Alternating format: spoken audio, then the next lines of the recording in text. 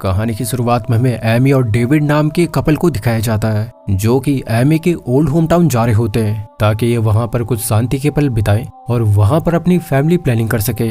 David एक movie writer का काम करता है और उसे भी स्क्रिप्ट लिखने के लिए एक शांत जगह ही चाहिए होती है। अब जब ये दोनों होम टाउन में एंटर करते हैं तो ये पास के एक बार में खाना खाने और पीने के लिए जाते हैं, जहां पर बार में मौजूद सारे लोग डेविड को अजीब तरह से देखते हैं क्योंकि डेविड इस होम टाउन में नया होता है और वो यहाँ के लोगों से काफी कमजोर होता है। डेविड और एमी आपस में बातें कर ही रहे होते हैं कि तभी यहाँ पर एमी का एक्स बॉयफ्रेंड चार्ली आ जाता है, जिसने कि इनके घर के रिनोवेशन का काम लिया होता है। डेविड और चार्ली एक दूसरे से बातें करते हैं और चार्ली उसे बताता है कि वो कल से उनके घर पे काम शुरू कर देगा और 3 हफ्तों में ही वो उन्हें उनका घर बिल्कुल नया करके दे देगा। डेविड दारू ऑर्डर करने काउंटर पे जाता है कि तभी यहाँ पर जेरेमी नाम के एक आदमी अपने कुत्ते के साथ यहाँ पे आ जाता है।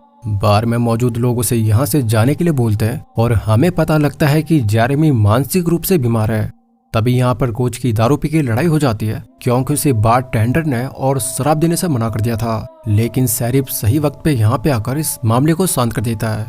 डेविड और एमी जब बाहर अपनी कार के पास आते हैं तो देखते हैं कि जेरेमी उनकी कार में बैठा हुआ है। डेविड का इस टाउन में अब तक का एक्सपीरियंस बिल्कुल भी अच्छा नहीं रहा क्योंकि बार में छोटी सी बात पर मारपीट हो गई थी, तो वहीं बाहर आकर जेरेमी नाम का पागल इंसान उसकी कार से उतर ही नहीं रहा है। तो अब यहाँ पे जेरेमी का भाई उसके पास आता है और जेरेमी को कार से उतारकर यहाँ से ले जाता है। एमी अब कार को ड्राइव करती है और डेविड उसे चार्ली के बारे में पूछता है कि क्या वो चार्ली को डेट कर रही थी। एमी हाँ में जवाब देती है, लेकिन कहती है कि उसने सिर्फ 1-2 बार ही उसे डेट किया था, लेकिन उसके साथ बिताए पल काफी यादगार थे। अब डेविड जाहिर तौर पे इस बात पे जेलस हो जाता है, लेकिन फिर भी वो खुश होता है क्योंकि आखिरकार एमी उसी के हाथ आई। अब ये दोनों घर पहुंच जाते हैं तो देखते हैं कि इनका घर काफी बुरी अवस्था में है, लेकिन बगल में ही एमी का दूसरा घर भी होता है जिसमें ये रहने का तय करते हैं। दोस्त अब कहानी में आगे बढ़ने से पहले मेरी आपसे रिक्वेस्ट है कि प्लीज आप मेरे इस वीडियो को लाइक कर मेरे इस चैनल को सब्सक्राइब कर मेरा सपोर्ट करें। इससे मुझे मोटिवेशन मिलता है कि मैं आपके लिए सबसे बेहतर मूवी एक्सप्लेनेशन ला सकूं। अब अगले दिन चार्ली सुबह यहाँ पर आ जाता है और अपने वर्कर्स के साथ रिनोवेशन का काम शुरू कर देता है। मशीन की आवाज सुन डेविड और एमी की नींद टूट जाती है और डेविड सीधे चार्ली के पास जाता है और उसे कहता है कि वो इतनी सुबह क्यों आया, जिस पर चार्ली उसे बताता है कि इस होम टाउन में सब लोग जल्दी उठ जाते हैं क्योंकि शाम को काम करने के बाद लोगों को शिकार पे भी जाना होता है। डेविड चार्ली को कल से 1 घंटा लेट आने को कहता है और चार्ली भी इसके लिए मान जाता है। बाद में जब डेविड स्क्रिप्ट लिख रहा होता है तो तभी चार्ली का एक आदमी बिना पूछे उनके घर में एंटर कर जाता है और फ्रिज से बियर भी निकालने लगता है, मानो कि जैसे उसी का अपना घर हो। डेविड को ये सब देख काफी अजीब लगता है, लेकिन यही नहीं कि वो आदमी डेविड से सवाल जवाब भी करने लगता है जैसे कि मानो वो उसका कोई साहब हो। डेविड ये सब इंसिडेंट एमी को बताता है तो फिर एमी उसे बताती है कि यहाँ पर ऐसा ही होता है, यहाँ पर सब काम भरोसे से होता है, यहाँ तक कि यहाँ के लोग घर के दरवाजे पे भी लॉक नहीं लगाते क्योंकि यहाँ पर सबको एक दूसरे के ऊपर भरोसा होता है। डेविड अभी यहाँ पर नया है तो इसे इस माहौल में ढलने में भी कुछ दिन लगेंगे, लेकिन एमी बताती है कि अब ये घर उसका ही है और अगर उसे ये सब ऑकवर्ड लगता है तो वो उन्हें जाकर इस बात को बता सकता है। डेविड चार्ली के पास जब जाता है तो देखता है कि चार्ली ने दिन में ही काम की छुट्टी कर दी है क्योंकि उसे आज जंगल में शिकार करने जाना होता है। वो डेविड को भी अपने साथ शिकार पे चलने को कहता है, लेकिन डेविड इसके लिए मना कर देता है। डेविड चार्ली से वही घर में बिना पूछे एंटर करने वाली बात बताता है तो फिर चार्ली इसके लिए माफी मांगता है और कहता है कि आगे से ऐसा कभी नहीं होगा। इसके बाद रात को चार्ली जब अपने दोस्तों के साथ बार में होता है तो ये सब डेविड के बारे में बातें कर रहे होते हैं। इन्हें लगता है कि डेविड के पास काफी सारा पैसा है तो इनके हाथ एक सोने की मुर्गी लग गई है और वो यहाँ से काफी अच्छा पैसा छाप सकते हैं। साथ ही ये एमी के बारे में भी उल्टी सीधी बातें करते हैं जिससे हमें मालूम पड़ता है कि ये लोग कोई अच्छे लोग नहीं है। इधर डेविड एमी को चेस खेलना सिखा रहा होता है, लेकिन एमी को कुछ भी पल्ले नहीं पड़ता, तो अब चेस खेलते खेलते ये दोनों इंटीमेट होने लगते हैं। और अगली सुबह जब एमी रनिंग कर रही होती है तो चार्ली और उसके दोस्त उसे गंदी नजर से घूरने लग जाते हैं और एमी भी उनके इरादे भांप जाती है। एमी को ये सब हर्ट कर जाता है और वो डेविड को इसके बारे में बताती है, लेकिन डेविड उल्टा उसे ही कहता है कि उसे ढंग के कपड़े पहनने चाहिए क्योंकि यहाँ के लोगों की सोच काफी अलग है। एमी डेविड के मुंह से इस बात को सुन पूरी तरह स्तब्ध रह जाती है और वो अब गुस्से में बाहर बालकनी में आ जाती है। वो चार्ली के फ्रेंड्स के सामने खुद के कपड़े निकालने लगती है क्योंकि उन्हें यही सब कुछ देखना था। चार्ली ये देख अब खुद को काफी शर्मिंदा महसूस करता है और फिर इसके बाद एमी यहाँ से अंदर चली जाती है। बाद में फिर डेविड को जब बाहर जाना होता है तो चार्ली और उसके दोस्त उसकी गाड़ी की काफी तारीफ करते हैं। साथ ही वो उसे बताते हैं कि आज काफी ज्यादा गर्मी हो रही है, तो वो आज भी इसी वक्त निकल रहे हैं। डेविड भी मेन टाउन जाना चाहता है क्योंकि यहाँ इस जगह पे नेटवर्क्स नहीं आते और उसे वहां जाकर किसी को कॉल भी करना होता है। इसी वक्त एमी भी ऊपर विंडो से चार्ली को देख रही होती है, जिस चीज को डेविड भी नोटिस कर लेता है। अब बाद में जब डेविड मार्केट के लिए निकलता है तो रोड पे ध्यान न होने की वजह से उसकी कार चार्ली की कार से टकराते टकराते बचती है, क्योंकि यहाँ पर चार्ली काफी स्लो 10 की स्पीड से गाड़ी चला रहा है और ना ही वो अब डेविड को साइड दे रहा है। लेकिन फिर जब वो डेविड को साइड देता है तो फिर से डेविड का ध्यान चार्ली के दोस्तों को थैंक्स बोलने की तरफ ही होता है कि तभी आगे एक बार फिर से लकड़ी से बड़े ट्रक से उसका एक्सीडेंट होते होते बचता है और उसकी कार का टायर भी यहाँ पे पंचर हो जाता है। हमें फिर से जेरेमी को दिखाया जाता है जिसे कि कोच की बेटी जेनिस मिलने आती है, लेकिन जेरेमी का भाई उसे समझाता है कि वो जेनिस से ना मिले क्योंकि ऐसा करने पर कोच उसकी धुलाई कर देगा। डेविड अब पास के बार में जाता है जहाँ पर चार्ली और उसके दोस्त पहले से ही मौजूद होते हैं। इस टाउन के लोग खाना पानी कम और बियर ज्यादा पीते हैं। यहाँ पे कोच डेविड की मुलाकात एक आदमी से करवाता है जो कि उसकी पत्नी एमी की बहुत तारीफ करता है। साथ ही उसे कल चर्च आने का इनविटेशन भी देता है क्योंकि कल पूरे टाउन के लोग चर्च में जाते हैं और वहां पर प्रार्थना करते हैं। चूंकि डेविड भी इसी टाउन का एक मेंबर हो गया है तो डेविड भी इसके लिए हाँ कर देता है। अब अगले दिन जब टाउन के सारे लोग चर्च में होते हैं तो डेविड भी एमी को लेकर चर्च पहुंच जाता है, लेकिन डेविड को फादर की कोई भी बात पसंद नहीं आती क्योंकि डेविड एक आस्तिक होता है और उसे ये कहानी मात्र एक कल्पना लगती है। इसीलिए वो बीच में उठकर अपनी कार में बैठ जाता है।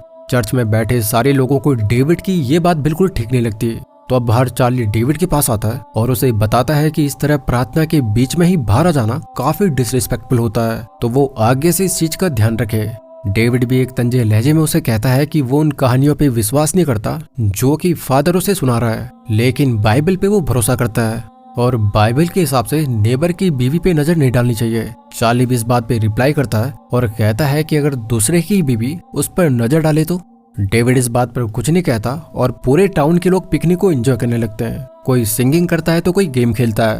डेविड भी पहली बार काफी खुश नजर आता है और यहाँ पर जेरेमी नाम का वही पागल इंसान आ जाता है जो कि एमी को हाई करता है। अब इसके बाद जेरेमी अपनी गर्लफ्रेंड जेनिस से मिले कि तभी यहाँ पर कोच आ जाता है जो कि उसकी धुलाई कर देता है। अब जेरेमी को और मार पड़े कि तभी यहाँ पर एमी आ जाती है और जेरेमी को सेव कर लेती है।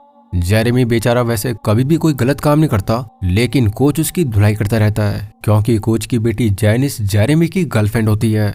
चार्ली यहाँ पर आकर कोच को संभालता है और डेविड एमी को यहाँ से चलने के लिए कहता है। जेरेमी को बचाने के चक्कर में एमी और कोच के बीच कहासुनी हो जाती है और अब डेविड एमी को यहाँ से ले जाता है। अब एमी डेविड के ऊपर काफी गुस्सा हो जाती है क्योंकि डेविड ने उसका साथ नहीं दिया, जिस पर डेविड उसे बताता है कि किसी के लिए बेफालतू में लड़ाई करना उसकी वसूलों के खिलाफ है।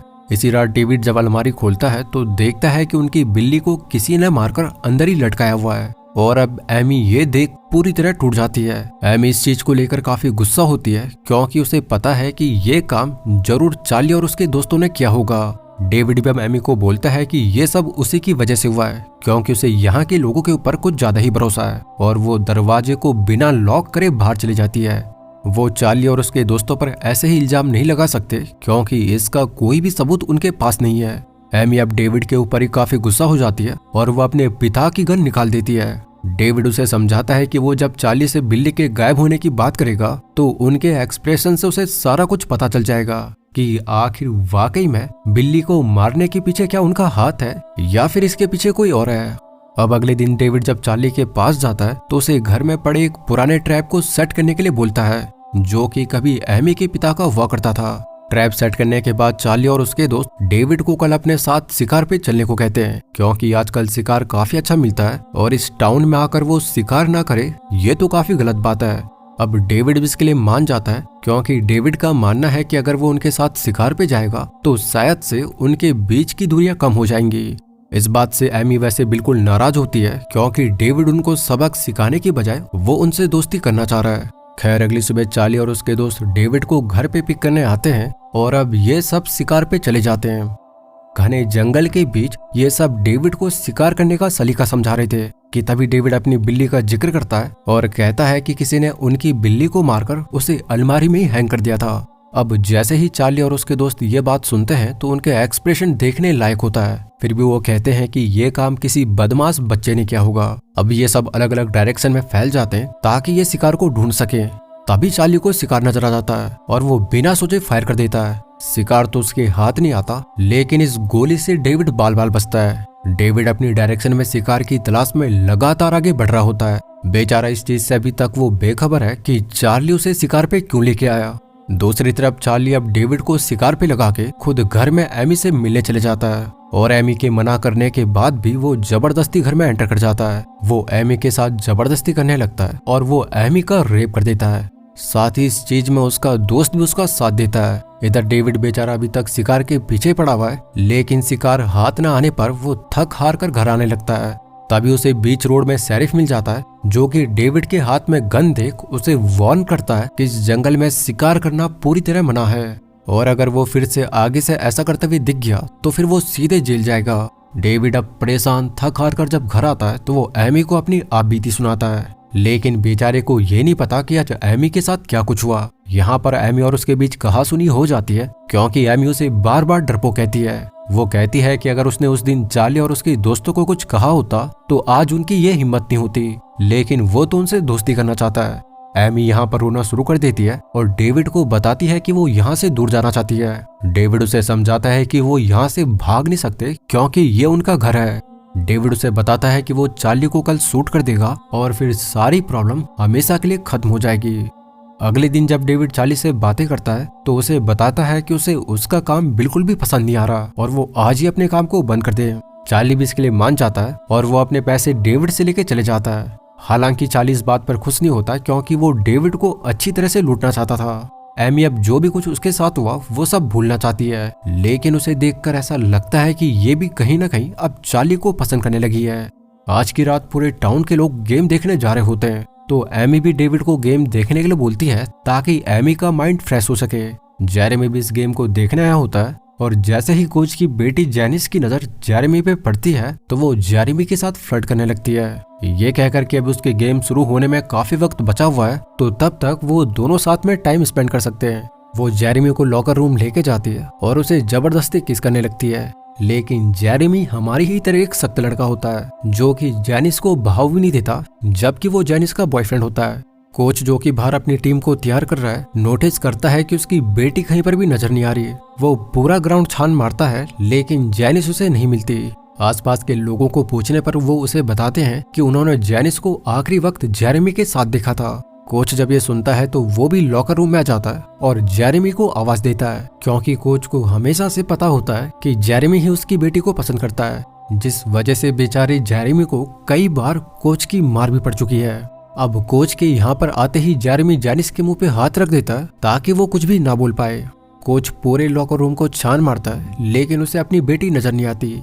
जेरेमी जो कि आधा मेंटल है, वो कोच की बेटे के मुंह पर हाथ इस तरह रखता है कि उसकी दम घुटने की वजह से मौत हो जाती है और अब जेरेमी ये देख काफी बुरी तरह डरा हुआ है।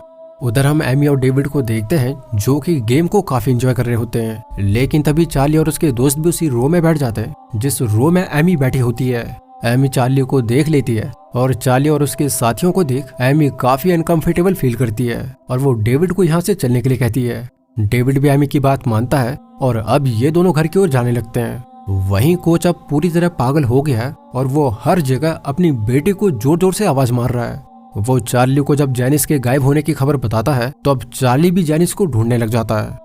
दूसरी तरफ डेविड और एमी जब घर के लिए आ रहे होते हैं तो तभी एकदम से उनकी कार के आगे जेरेमी आ जाता है और उसका एक्सीडेंट हो जाता है। जेरेमी अब खून से लथपथ बीच रोड में पड़ा हुआ है, साथ ही उसका हाथ भी टूट गया है। डेविड उसके पास आता है तो जेरेमी काफी घबराया हुआ है। वो बार बार कह रहा होता है कि उसने कुछ भी नहीं किया।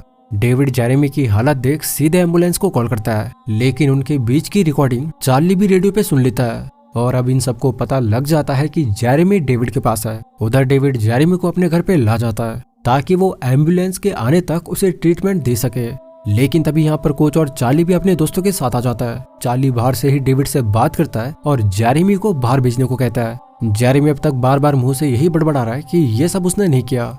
चार्ली डेविड को बताता है कि कोच की बेटी जैनिस कहीं पर भी मिल नहीं रही और आखिरी बार उसे जेरेमी के साथ ही देखा गया था, तो वो जेरेमी को बाहर भेजे।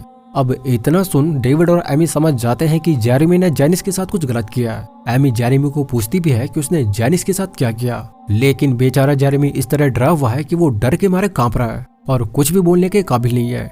डेविड अगर जेरेमी को इस हालत में बाहर भेजेगा तो कोच और चार्ली उसे मार देंगे और वो बेचारा अभी वैसे ही खून से सना हुआ है। तो यहाँ पे डेविड कहता है कि जब तक पुलिस यहाँ पे नहीं जाती तब तक वो जेरेमी को बाहर नहीं भेजेगा। इतना सुर सुनकर यहाँ पे शेरिफ भी आ जाता है, जो कि इन सबको गन पॉइंट पे ले लेता है। लेकिन चार्ली और कोच के साथ यहाँ पर सब लोगों के हाथ में गन होती है। शेरिफ इन्हें गन नीचे रखने को कहता है और कोच की शेरिफ से कहा सुनी हो जाती है। अब शेरिफ उन्हें बताता है कि वो खुद जेरेमी को बाहर बुलाएगा, लेकिन डेविड शेरिफ के लिए भी दरवाजा नहीं खोलता क्योंकि उसे पता है कि जेरेमी की जान अब खतरे में है। और जब कोच को ये पता लगेगा कि उसकी बेटी मर गई है तो वो जेरेमी को भी खत्म कर देगा। शेरिफ डेविड से दरवाजा खोलने की रिक्वेस्ट करता है, लेकिन गुस्से से पागल कोच उसे पीछे से शूट कर देता है और अब ये केस और भी ज्यादा सीरियस हो जाता है। जेरेमी तो डर के मारे बुरी तरह कांपने लगता है। डेविड को भी अब समझ आ गया होता है कि ये कोई सुलझने वाला केस नहीं है। हालात तब और ज्यादा खराब हो जाते हैं जब चार्ली और कोच के लोग सारी खिड़कियां तोड़ने लगते हैं। चार्ली अपने दोस्तों के साथ डेविड की एक बहुत महंगी कार को भी आग लगा देता है। यहाँ तक कि चार्ली का एक दोस्त खिड़की से अंदर आने की कोशिश करने लगता है, लेकिन डेविड उसे वहीं पर मार देता है। एमी भी अब बुरी तरह पैनिक करने लग जाती है क्योंकि चार्ली के दोस्त और कोच लगातार बाहर से फायरिंग कर रहे होते हैं।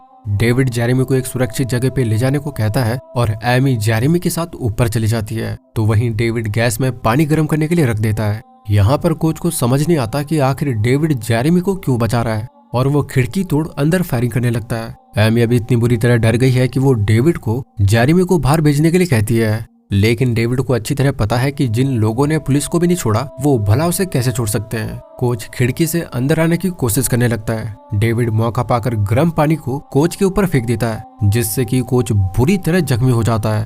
डेविड को भी अब गुस्सा आ गया होता है। वो एमी के पास जाता है और एमी के पिता की गन हाथ में पकड़ लेता है, लेकिन उसे सदमा तब लगता है जब एमी उसे बताती है कि इनमें कोई भी बंदूक काम की नहीं है। चार्ली और उसके दोस्त घर को बाहर से आग लगाना शुरू कर देते हैं। कोई भी रास्ता न दिखने पर अब डेविड एमी को जेरेमी को बचाने के लिए खुद आगे आता है और यहाँ पर म्यूजिक प्ले करने लगता है, जो कि एक ओपन चैलेंज था फाइट के लिए। चार्ली जब ये सुनता है तो वो भी इम्प्रेस हो जाता है क्योंकि वो डेविड को आज तक एक नामर्द समझता था। ये सब एक गाड़ी में बैठ घर की दीवार को गाड़ी से गिराने की कोशिश करते हैं, जिसमें कि एक कामयाब भी होते हैं। चार्ली के दोस्त घर में हर जगह फैल जाते हैं ताकि वो जेरेमी को ढूंढकर मार सकें, लेकिन डेविड इनमें से दो को बुरी तरह खत्म कर देता है। तो वहीं एमी भी उनकी ही बंदूक से एक को शूट कर देती है। कोच को भी डेविड उसके ही गन से शूट कर देता है और इस तरह यहाँ पर चार्ली को छोड़ बाकी सारे मारे जा चुके हैं। चार्ली जब डेविड के सामने आता है तो डेविड चार्ली से लड़ाई करने लगता है, लेकिन चार्ली एक बच्चे की तरह उसकी अच्छे से धुलाई कर देता है। वो डेविड को बुरी तरह मारता है और अब वो डेविड को गन पॉइंट पे भी ले लेता है। वो डेविड को शूट करे कि तभी एमी पीछे से चार्ली को भी गन पॉइंट पे ले लेती है। अब चार्ली डेविड को चाहकर भी शूट नहीं कर सकता था और वो एमी से डेविड के बारे में उल्टी सुल्टी बातें करने लगता है। चार्ली अब एमी को कुछ नुकसान पहुंचाए कि तभी डेविड पीछे से एक ट्रैप को चार्ली के सर पे डाल देता है और चार्ली को उसके किए की सबसे दर्दनाक मौत डेविड देता है। एमी इतना सब देख बुरी तरह डरी हुई है, पर उसे इस बात की खुशी भी है कि जो भी कुछ उसके साथ हुआ उस सब की सजा चार्ली को मिल गई है। डेविड एमी को संभालता है और इस तरह डेविड एमी को इंसाफ दिलाने में कामयाब रहा और फिर इसी हैप्पी एंडिंग के साथ इस कहानी का अंत हो जाता है।